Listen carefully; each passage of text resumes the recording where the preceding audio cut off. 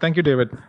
So the previous panel touched upon artificial intelligence, and the next session we're actually going to do a deep dive. So we're going to have a session from Basudev from Microsoft to not just talk about artificial intelligence and generative AI. We're actually going to deep dive in how it matters in the world of corporate banking. So, Basudev. After the previous session, I'm pretty nervous to say anything. And then I see some familiar faces who have done what I'm going to say. So they are the practitioners. And I was hearing that how Singapore is ahead of many of the regional markets and all. As a technology practitioner or technology seller, what I can say is what is happening in Philippines and Thailand market, many a times it's way ahead of Singapore. Okay, so we should be very proud about what we have achieved in Philippines and markets like even Vietnam. So this is all about that. The biggest thing is question one of the guests asked is, what is Microsoft doing in the trade finance seminar? You see all over the two words, co-pilot. That's where we have been selected, or we have been working with Intellect Global as a global strategic partner. Intellect Global today, out of all the other players in the transaction banking space or corporate banking space, is working closely with Microsoft as a global strategic partner to drive Gen AI inclusion into their solutions. So we will talk about that. I'm not going to talk much about what is Gen AI and all. What I would rather touch upon is starting from a BATS slide which we presented the last seminar. This is where the trade finance stands today. And if you start putting technology into it, this is what it looks like. So the whole transaction, corporate banking, trade finance side of it is nearly 100% technology driven now.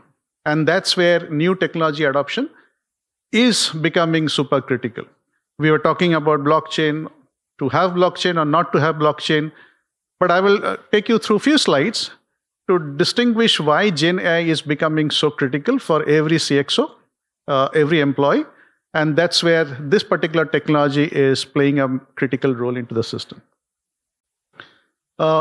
Some generic slides, because since last 16 months, this whole Gen AI, Chat GPT, everything came into existence in a practical way.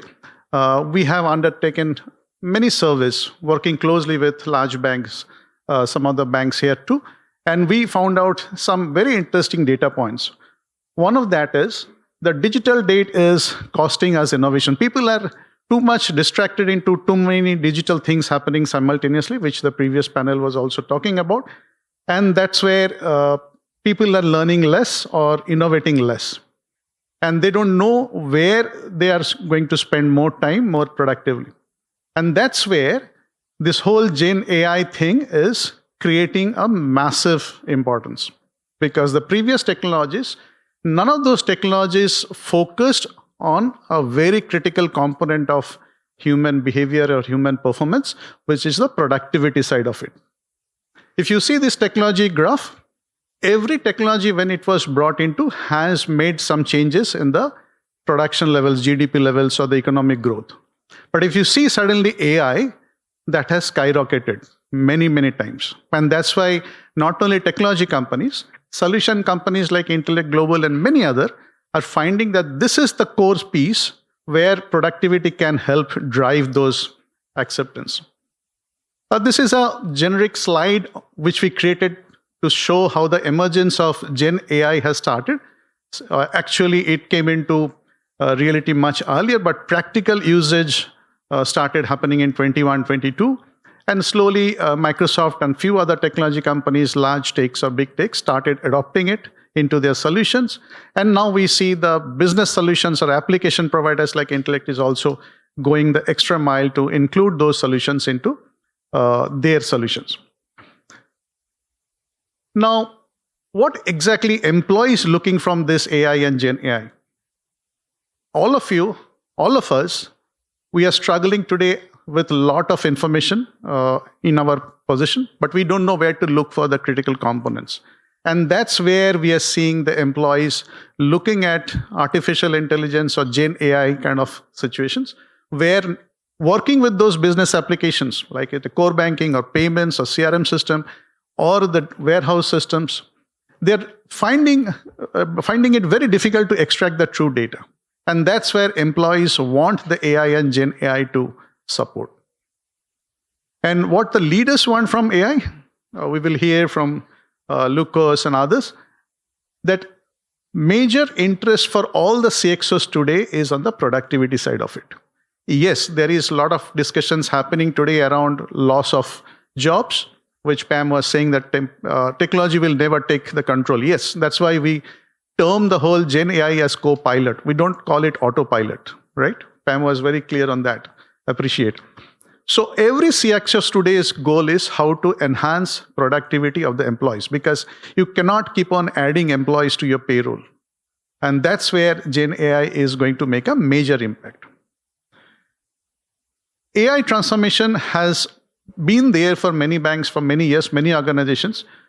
But recent past, we are seeing this AI, predominantly the generative AI, the large language models or the chat GPT based technologies, to reshape the whole business processes, where banks in Philippines are deploying Gen AI models backed by their applications clusters or applications to drive that innovation, drive that business process optimization, drive that productivity gains. I may be running pretty fast because I have someone I'll call on stage to talk about how Gen AI is collaborating with applications like IGTB. And that's why I'm trying to wrap up this slides a little faster. Now, a typical AI-powered organization is foundational on the productivity gate. And that's where, as you can see for last few months, all the big techs, including Microsoft, we have put 100% bet of the company on this Gen AI technologies. Today, Microsoft is going to be or already a Gen AI company, right? We have put hundreds of billions of dollars at stake because we realize that foundation of any organization is the productivity. It has to be a high performance organization. And as per the last sample, data analytics, AI, and automation are the critical things to be successful in the marketplace. Now, what is typically a high performance organization? Which can measure the engagement of their employees with customers and can measure the productivity, which has a very high performing workforce, whether it is back office, middle office, or front office, and drive some mission alignments with the business KPIs which the organization is driving. Now, where do we see the generative AI deployments patterns happening? If you are familiar of the 3 horizon model, which was spoken about McKinsey 30 years ago, we worked very closely with that model. It starts predominantly with Horizon 1 and Horizon 2, simple use cases. There are simple use cases being deployed today by some of the banks. We will hear more about those, which we call H1, Horizon 1 and Horizon 2, where you are augmenting your customer experience with Gen AI. It all started with the retail consumer banking side a few months ago. But suddenly what we are seeing is there is a massive interest coming in from the transactional banking group or the corporate banking group, where the banks are or organizations are looking to include Gen AI and latest technologies into the solution stack. And finally, the Horizon 3 talks about how you can bring in new products and solutions into play, which will be beneficial for the customers, and the organization will be more closer to the customer. And this is the last part of the slide where I will request someone to come in. As Microsoft, as you know, we have a very strong strategic partnership with OpenAI, so ChatGPT based. So we launched Azure OpenAI services. And what we did is, to kickstart the whole engagement, we embedded these services into every possible Microsoft solutions, whether it is our Office productivity suite, whether it is on the development suite, GitHub, or whether it is a CRM platforms like business applications. What we realized is the maximum level of productivity and efficiency gains is required also on the transactional banking systems. And that's where the strategic partnerships with Intellect plays a major role. It's not only this part of the world. We are doing tremendous amounts of work together in Europe and American markets, and we will share a little bit more about it. Now, what are the typical Gen AI banking use cases, what we see? As you know, Gen AI is a large language-based model. So predominantly, wherever there is a need for summarization to find information from a stack of information, that's where these models are becoming super helpful. Now, because it's a large language model, predominantly it is text-based.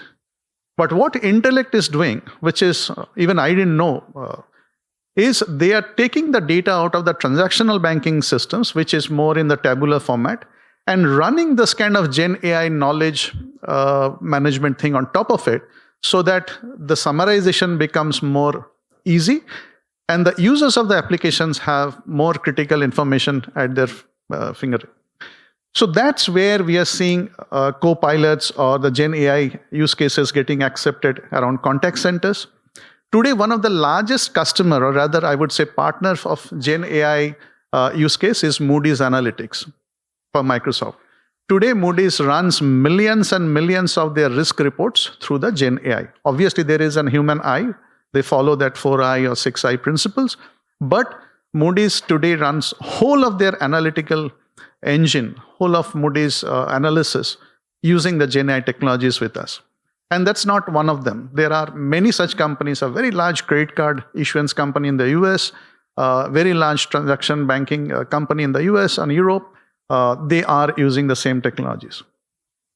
Now, corporate banking co-pilot, or rather the Gen AI embedded into Microsoft solutions and also with partner solutions, that's why you'll see IGTB co-pilot.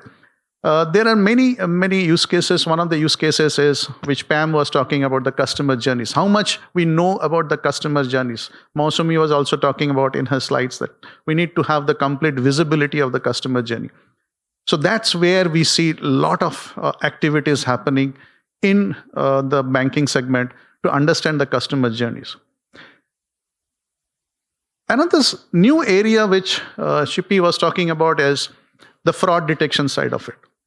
So traditional way of fraud detection, suddenly we see banks coming into and asking that how they can get fraud detection in a different way. How can they bring in Gen AI into the whole fraud detection models? And that's the use case which we have developed. And I'm very happy to say that we are already seeing some banks already designed and build the solution and are very close to the deployment to have this fraud detection thing. Empowering the advisors is another area, because as I said, that summarization of the past exchanges of information is very critical to have a better service quality with the customers. And it is becoming more and more critical for the corporate banking group.